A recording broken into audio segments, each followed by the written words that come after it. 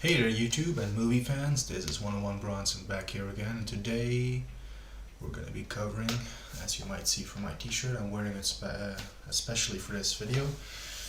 We're going to be talking about Al Pacino, who is my favorite actor of all time.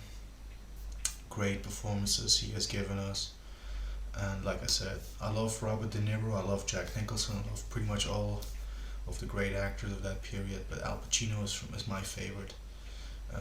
Scarface is my favorite movie of all time, so without further ado, we do have quite a few movies to cover anyway, so let's just go over them, shall we? They're alphabetical, of course, and I always try to keep my movies in my collection alphabetical. Sometimes I do make some errors here or there, but anyway, first up is 88 Minutes from 2007, which is a thriller action film. In my country, I don't know if this was the case worldwide, but I know in my country this movie went straight to DVD. This didn't reach theaters in my country. I don't know if that's the same case worldwide, but I do know that this is a pretty, how should I say, hated on movie by fans of his and people that have seen the movie. That it's got bad reviews. Not a lot of people like this movie. I thought it was actually not that bad. I mean, nothing great too, but just a pretty decent movie. And I thought Pacino was great. So, I mean, no matter how bad the movie is anyway, Pacino's always great. And he saves, even the terrible movies that he is in, he saves the movies. So, I don't hate any Al Pacino movies just because he's in it, so yeah. Even if I do have problems with some of the movies, I don't consider him as, let's just say, as a comparison, the worst Al Pacino movie is still The Godfather compared to the best Steven Seagal straight to DVD movie. I think that would be a safe analogy, safe comparison. But no, next up is A Day to Remember, which is internationally known as Two Bits, which actually reunites Al Pacino with Mary Elizabeth Mastrantonio, who were together in Scarface. So this one, again, nothing too special. Pacino plays a grandfather part. He's more of a supporting part. It's about this little kid. Takes place during the Great Depression, if I'm not mistaken. Yeah, the Great Depression in the 30s. Pacino, as usual, is great in it. The movie itself I wasn't that big of a fan of, so yeah. Next up, And Justice for All. I'm out of order, you're out of order. This whole trial is out of order, yeah. It's that movie, and it's a great movie, a courtroom drama from 1979, with directed by Norman Jewison, co-starring Jack Warden, John Forsythe, Lee Strasberg. Great movie. Written by, I think, wasn't it Barry Levinson? Yeah, Barry Levinson co-wrote the script with Valerie Curtin. Great movie. Definitely check it out if you're a Pacino fan. Next up is a miniseries he did with HBO, Angels in America, with a pretty great cast, including Meryl Streep, Jeffrey Wright, Mary Louise Parker, among others, directed by Mike Nichols. The whole thing is about 6 hours, but they do put it on 2 discs, so you can watch it in parts, and they also bookmark where one quote-unquote episode would end, so you can watch it like per episode. But this is a pretty great watch. Actually haven't seen it in a really long time, and now that I'm talking about it, I'm having the DVD in my hands, I actually want to watch this again, so I might do that later on tonight. So yeah. Next up is Any Given Sunday, another great movie, directed by Oliver Stone, who wrote the screenplay for Scarface, of course, and he did other movies like Wall Street and most famously Wall Street, but this is also by him, with a great cast: Jamie Foxx, Cameron Diaz, James Woods, who's one of my favorite actors as well. Great movie. The only thing that brings it down for me is that I'm not that big on sports, or let's just say any sports with a ball. I'm not big on soccer, on football, on American football. For me, if I watch any sports, it's usually going to be a contact sport like boxing or kickboxing, whatever. Having said that, Pacino is great. The speech he gives, of course, the halftime speech, I guess. Great scene. You claw with your fingernails for that inch. Just watch that scene. Oh hell, just watch the movie, because it's a pretty good movie. Next up is a family movie, Offer. This is one that you can watch with the entire family. That is to say, this is one of the only PG movies Pacino ever did, so yeah. But a pretty good one at that. I thought this was actually a little underrated. I don't know quite how to describe it, but it's just a war movie. It's just, yeah, that's as best as I can. It's just a war movie. That's the best way I can describe it. So yeah, next up is Bobby Deerfield from 1977, directed by Sidney Pollack, where he plays a race car driver. I guess Formula One driver.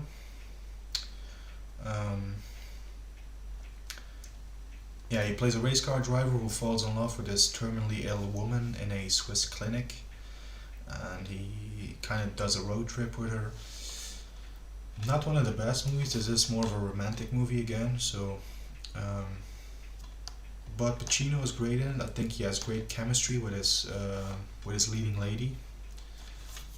Marta Keller, I think her name is. I hope I pronounced that right. Yeah, I did like it, but I would never put it like in the top 10 Pacino films or anything. But I do think this is a little underrated, and I do like it. Yeah, let's move on. Next up is Carlitos Way on DVD and on Blu-ray. This is a great movie. As far as gangster movies go, I think this one is actually underrated.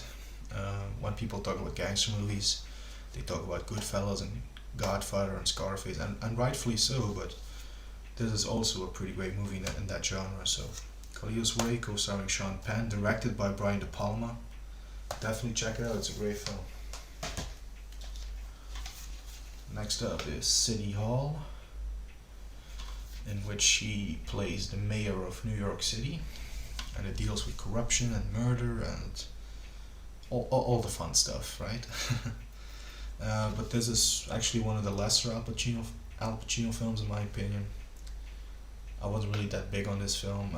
Directed by Harold Becker though, who also did Sea of Love with Al Pacino, which we're going to be discussing shortly. Yeah, not one of the best, so yeah. Only own it because I'm a die-hard Al Pacino fan. Because if that was with any other actor, I don't think, yeah. Anyway, before I start rambling off, let's move on. Next up is Cruising from 1980, directed by William Friedkin, who did The Exorcist. This is a Arrow Video Blu-ray release, actually, from last year. At least that's what it says on the back. It's from 2019. So, and that might be true because I did order this about 2 or 3 months ago from Amazon. So, pretty dark movie. Wasn't really received well back in the day, and I think people are still mixed on it today. But I think this is actually okay. This is, I think it's a little forgotten gem in my opinion. So yeah. Definitely check it out. Next up is Danny Collins, which is one of the more recent ones he did, with a pretty good cast: Bobby Cannavale, Christopher Plummer, Jennifer Garner, Annette Bening. Based on a true story, or inspired by a true story I should say, in which he plays a aging singer who gets a letter from John Lennon, which he should have gotten a few decades ago, and it inspires him to become a better man and improve his life. And pretty good movie actually, one of the more recent Pacino films. I mean, Last year, of course, he did The Irishman, which is the best he did in recent years, but this is a pretty good film actually. So, of the recent Pacino films of the last decade, it's up there, I think. Next up is The Devil's Advocate. Great movie from 1997, which is actually the year I was born in, so that's always a good year for movies in my opinion, because me. No, that's just a little humor, of course. But no, this movie, great movie, co-starring Keanu Reeves, Charlize Theron. Is that how you pronounce it? I hope I pronounce it right. I do like her. She's a good actress. Pacino steals the show. This is a really scene-stealing performance by Pacino, and he really has fun in this role. So, great movie. I love it. Next up is Dog Day Afternoon. Again, one of my favorites. From 1975, directed by Sidney Lumet, the great Sidney Lumet. Yeah, based on a true story as well, about a bank robbery gone wrong. Co-starring John Cazale, James Broderick, Charles Durning, and even Lance Henriksen has one of his earliest film appearances in this one. So, great movie, of course, known for the famous Attica chant that he does. But aside from that scene, which is great, the whole movie itself is actually really great. So yeah, definitely check it out if you're a Pacino fan. Next up is Donnie Brasco on DVD and Blu-ray. Just like with Carlitos Way, a really underrated gangster/mob movie. This is about Johnny Depp, who plays Joe Pistone from the FBI, who goes undercover into the mob and befriends Al Pacino's character, who was a small-time mobster. He's actually normally Pacino plays like the bosses or the big gangsters, right? But here he actually plays like a small, meaningless soldier of the mob. So yeah, definitely check this one out. This is, for me, this will be in the top 10 of Al Pacino's best movies, maybe even top 5. So yeah, definitely check that one out. Next up is Dick Tracy from 1990. Yeah, this is more of a kids movie. It is, of course, Dick Tracy based on a comic book strip. Comic book. Warren Beatty is the lead in this one. He actually plays Dick Tracy, and he directed the film as well. Pretty great all-star cast though. I mean, you got Warren Beatty, Pacino. You also got actually Madonna is in the thing. William Forsythe. Dustin Hoffman actually has a small appearance. I actually like this movie, and of course, Pacino steals the show once again. He chews up the scenery left, right, and center. As Big Boy Caprice, I mean, he gives so many great speeches and stuff. Yeah, for Pacino fans that love seeing him chewing up the scenery, this is a highlight, definitely. Next up, from 1991, this is Frankie and Johnny, reuniting Al Pacino with the great and beautiful Michelle Pfeiffer, about 8 years after they did Scarface together. And this is a romantic comedy movie, and I really enjoyed this movie. This is, if something's gotta give with Jack Nicholson's my favorite romantic comedy, this will be the second, the runner-up, let's say. So definitely check this one out, because Pacino, I think, is really great in this film. The chemistry with Michelle Pfeiffer is amazing, which is something I thought was lacking in Scarface, which is fair because the characters they play in Scarface weren't really meant to have great chemistry together. So, but they definitely make up for that in this one. So, anyway, next up is Glen Ross from 1992. Directed by James Foley, based on the play by David Mamet, who also did the screenplay for the film. A great all-star cast. Alec Baldwin, just his scene alone is fantastic. A always B C closing, always be closing, always be closing. But I mean, you also have Jack Lemmon, Ed Harris, Alan Arkin, Kevin Spacey. It goes on and on. Jonathan Pryce is even in it. Definitely check this one out. I mean, I'm saying that with pretty much every movie, but great film, this one. Next up is probably his most famous bunch of movies, actually, the Godfather Trilogy, in a Blu-ray box set from Germany. Yeah, I'm not going to go too in depth about the box set itself, but let's just talk about the movies, because I mean, if you want to see what's in it, right there, you got some postcards, magnets, yeah, stuff, all that good stuff that comes with a special edition box set, and a bonus disc as well. So, Godfather Part 1, the original Godfather, one of my favorite movies of all time, probably my third favorite movie of all time. Favorite is Scarface, then I would go for Once Upon a Time in the West, and then I would rank The Godfather, so yeah. Godfather Part 2, great as well. If not a little too long for my taste, and let me explain, because usually I really don't mind long movies. I mean, 1900 with De Niro is one of my favorites. I love The Irishman from last year.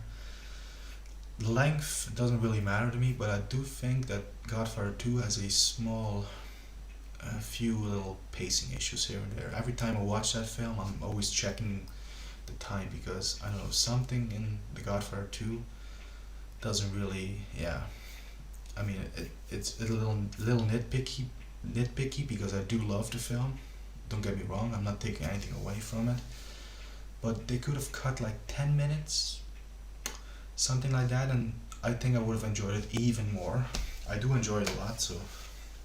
And then The Godfather Part 3, yeah, of course, widely known as the black sheep of the trilogy. And I mean, it is the weakest one, but I didn't really have any huge problems with it, as a lot of people do. Mostly the negative things go towards Sofia Coppola, Francis Ford Coppola, the director's daughter, who plays the daughter of Pacino in Godfather 3. I mean, a lot of negative stuff went towards her. I didn't really mind her that much. I mean, considering the circumstances, I think she did a pretty good job, actually. I mean, she was just thrown into the production. She never acted before.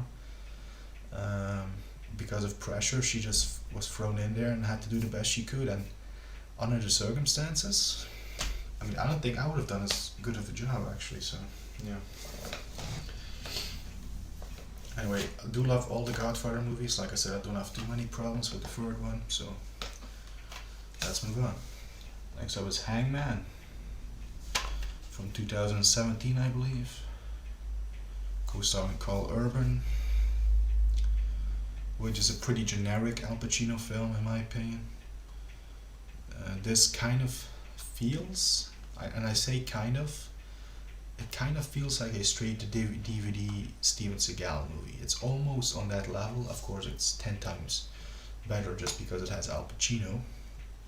But the look and the feel of the film, I don't know. I don't even think this one went to theaters in my country. I think this actually went straight to DVD. So, but yeah, not one of my favorites. This would definitely be at the bottom of the Pacino ranking. Yeah. This one will be at the top though. Heat. If that one ranks at the bottom, this one will be very high. Of course, I did talk about this one in my De Niro collection, but yeah, and I have nothing further to add. By the way, Heat is one of the best movies of all time. Yeah, that scene between them, like I said, where they meet up, Pacino and De Niro, fantastic stuff there. Great movie. Definitely check that one out if you haven't. Next up is The Insider, which is directed by the same director as who did Heat, Michael Mann. He also directed this one with Pacino, and Russell Crowe is in the movie. Christopher Plummer, Diane Venora, even Michael Gambon has a part in this film. and he's one of my favorite British actors. I like Michael Gambon a lot. So the actors are great in this movie. The direction by Michael Mann is great, but the movie itself, I don't know, it didn't really intrigue me that much. I mean, the story, it's supposedly based on a true story, if I'm not mistaken. I could be wrong on that. I'm trying to find it here, but I can't see it. It's about a whistleblower who comes out on television in an interview and exposes some stuff about the tobacco industry, which it didn't really fascinate me or intrigue me that much. It didn't connect with me that much. So yeah, I'd say check it out for yourself. Next up is Insomnia from 2003 with a great cast. You got Robin Williams, the late great Robin Williams, Hilary Swank, directed by Christopher Nolan, who did, of course, the Dark Knight trilogy, Memento, Inception. Did he do that one? I believe he did. Please feel free to correct me if I'm wrong. But no, Insomnia, one of my favorites actually. I love this movie. He has great chemistry with Robin Williams, and Robin Williams is actually the bad guy in this movie. Pacino's a cop chasing him. I mean, Pacino usually plays cops or gangsters, right? No, in this movie, Pacino's a cop who's chasing down Robin Williams, and there's some great scenes between them. Hilary Swank is another cop who's helping Pacino out. It takes place in this weird town in Alaska or something.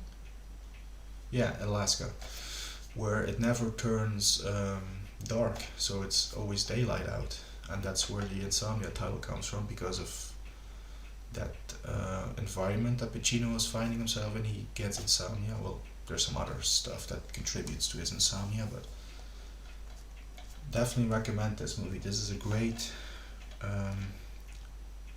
movie. Yeah, it's directed by Christopher Nolan, so yeah, usually those movies are great. Yeah, so yeah, there you go. Next up is Looking for Richard, which is a more of a documentary type of film about Pacino trying to share his enthusiasm for Shakespeare and the play Richard III, and them actually doing scenes of the of the play Richard III. And then you also have like this documentary guerrilla style filmmaking where they follow Al Pacino around with a camera, which I thought was pretty interesting actually. And yeah, this is more of a oddity than anything else, but I'd say if you're a Pacino fan, you should check it out because it's pretty interesting actually. Next up is another recent film, Manglehorn. Well, I say recent, but oh wait, I'll show you the back quickly. Yeah, I say recent, but this is actually from 2014, yeah. Directed by David Gordon Green, co-starring Holly Hunter, among others. I really don't know what to make of this one actually. I've seen it a few times. It's been a while since I watched it, but I don't know, this had a weird vibe to it. I still don't know what the movie is about actually. I should really rewatch this, especially since it has been a long time since, but yeah, I don't know. The thing is, if I don't remember it that well, it's probably not one of the best movies, so yeah. Next up is The Merchant of Venice, which is a straight up adaptation from a William Shakespeare play. Looking for Richard, that was more of a documentary, but this is an actual adaptation of a Shakespeare play, co-starring Jeremy Irons. And I thought this was actually pretty good. I mean, I'm not a huge Shakespeare enthusiast by any means, but I thought this was actually a pretty good movie. Pretty well acted, well directed, so yeah. Next up is Ocean's 13, in which he plays the bad guy, and it actually reunites him with some previous co-stars like Alan Barkin, she's in the film, and Andy Garcia.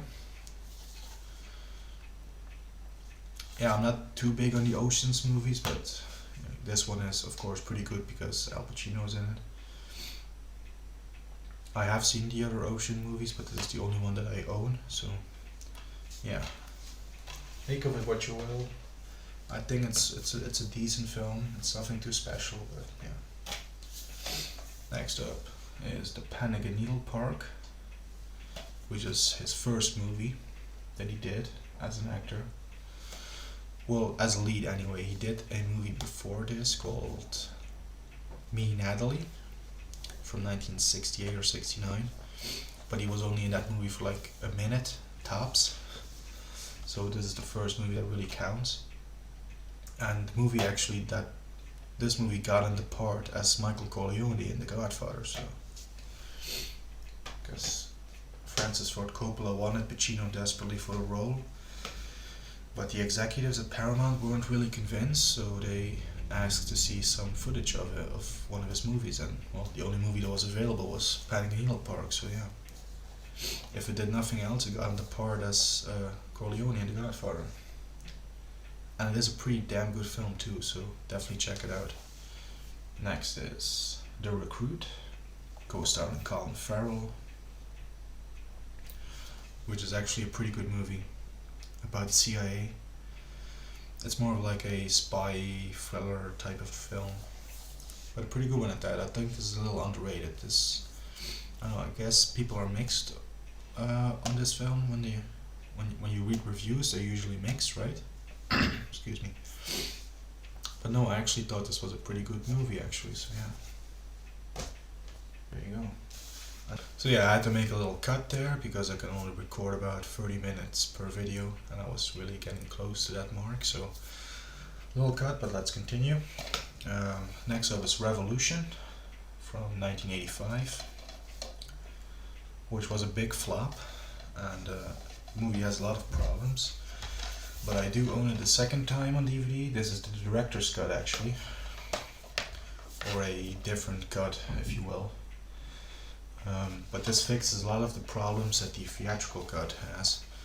It's still not a great film, but the director's cut is definitely the way to go with the film, so yeah.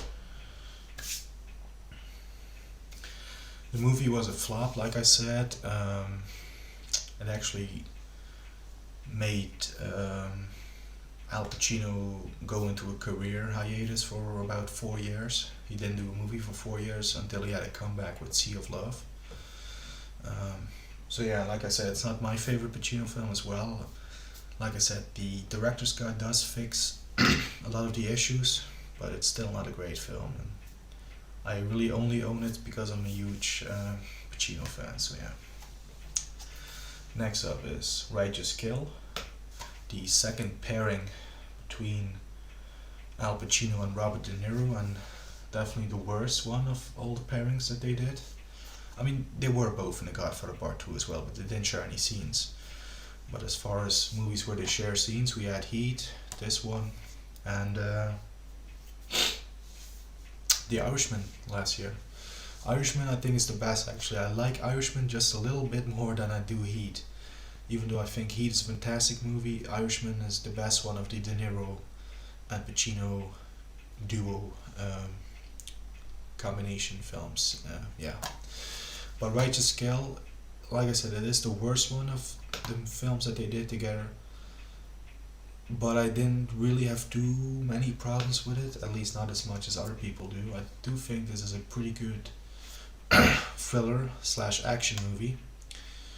And yeah, I say check it out for yourself. It is definitely the least of the Pacino De Niro collaborations, like I said, but yeah, there you go.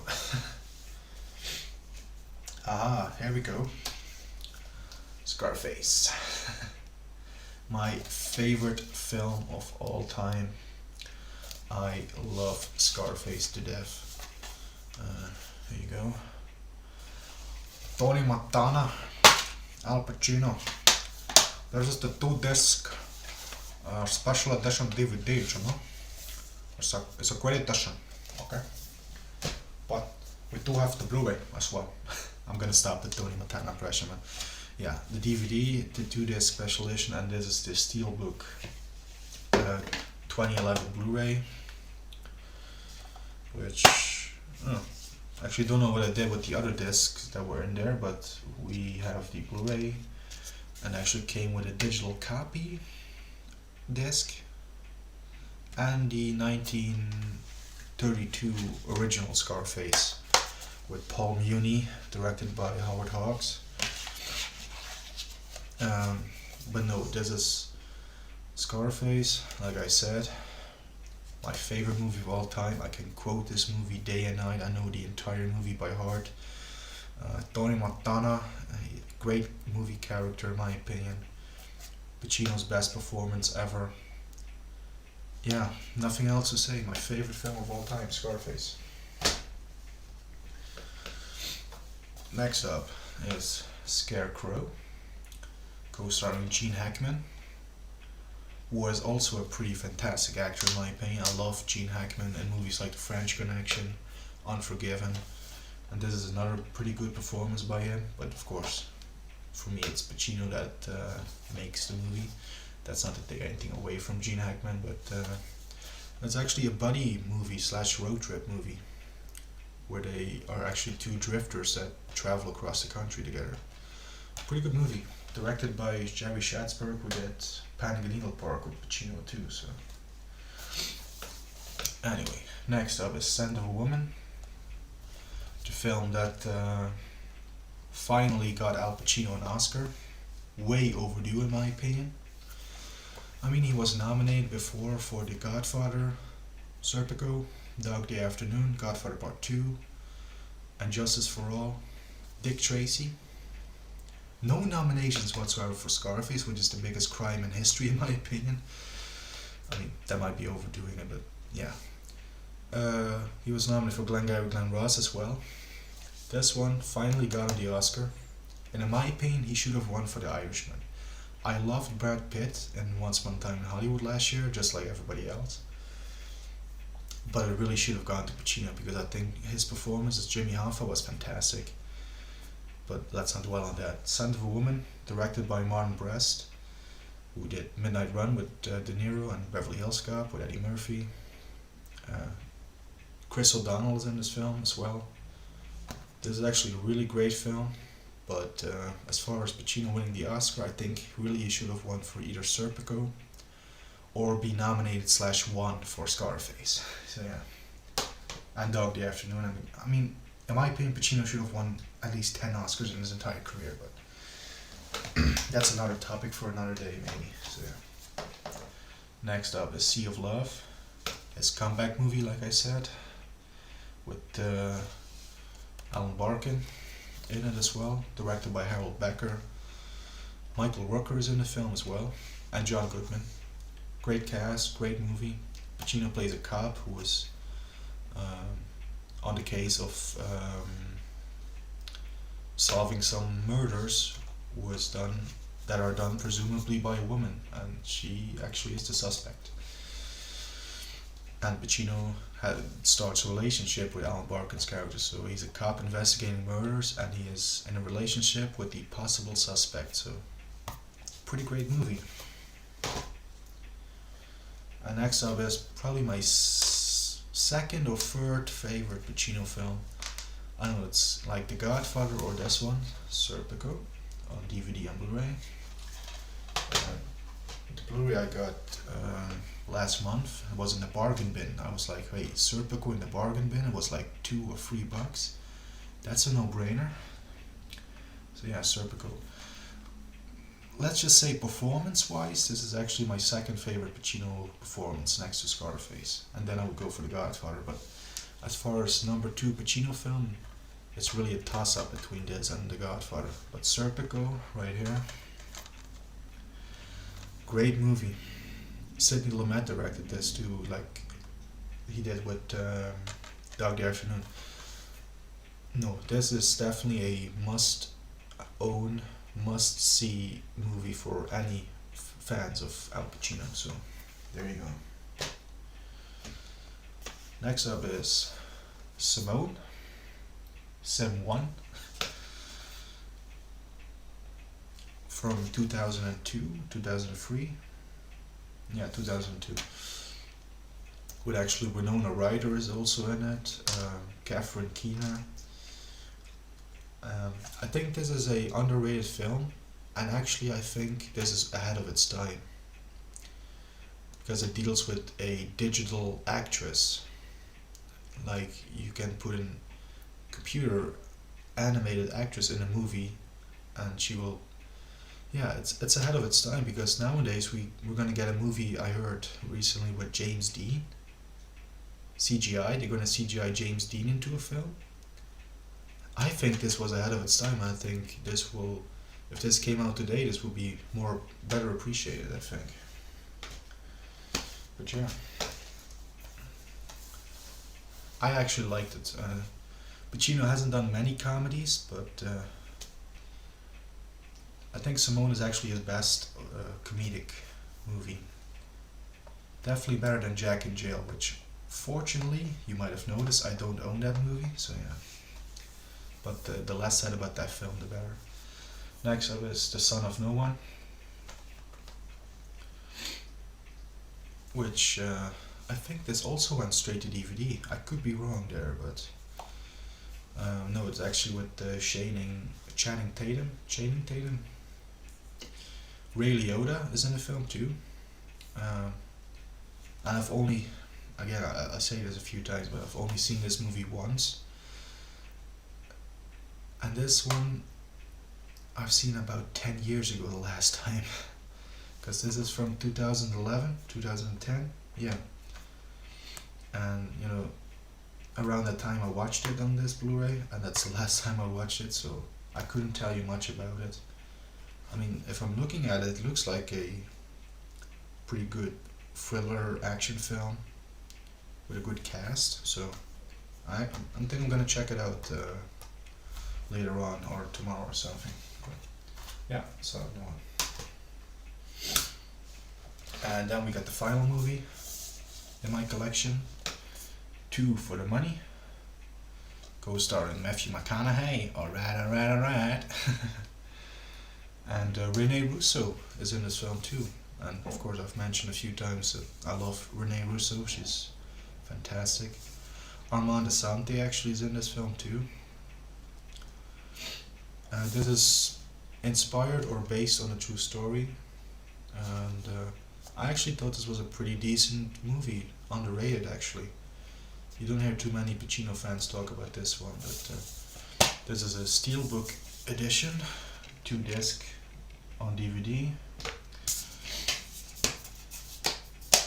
So yeah, there you go, Two for the Money. Whew. And there you have it.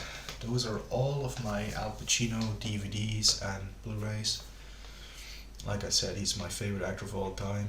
Anytime I see a movie with him, I watch it. I don't care how crappy or bad it is. Just because he's in it, the movie's always going to be great, in my opinion. Yeah, there are a few that I'm missing.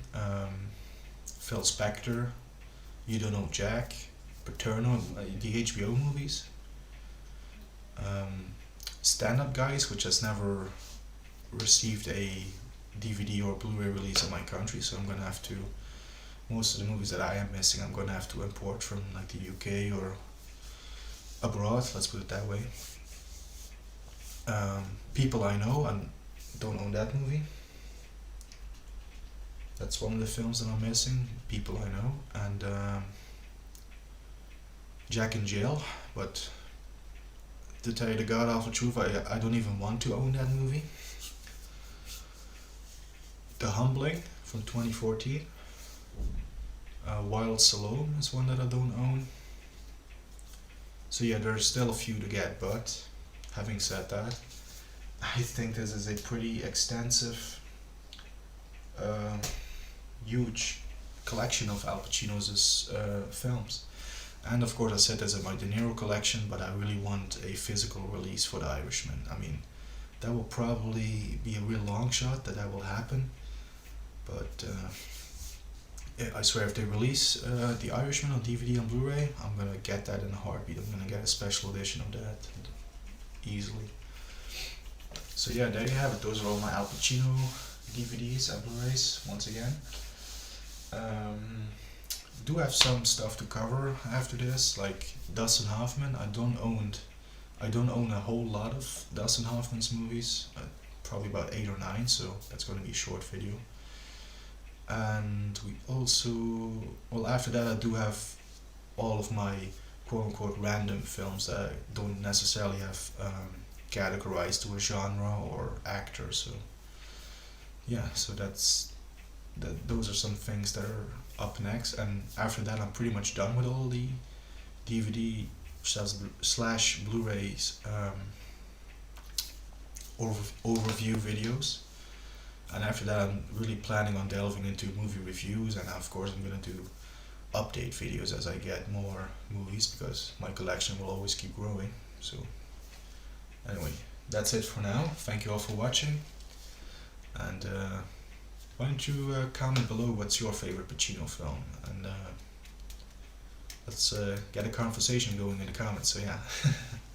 Anyway, thank you all for watching once again, and so long for now.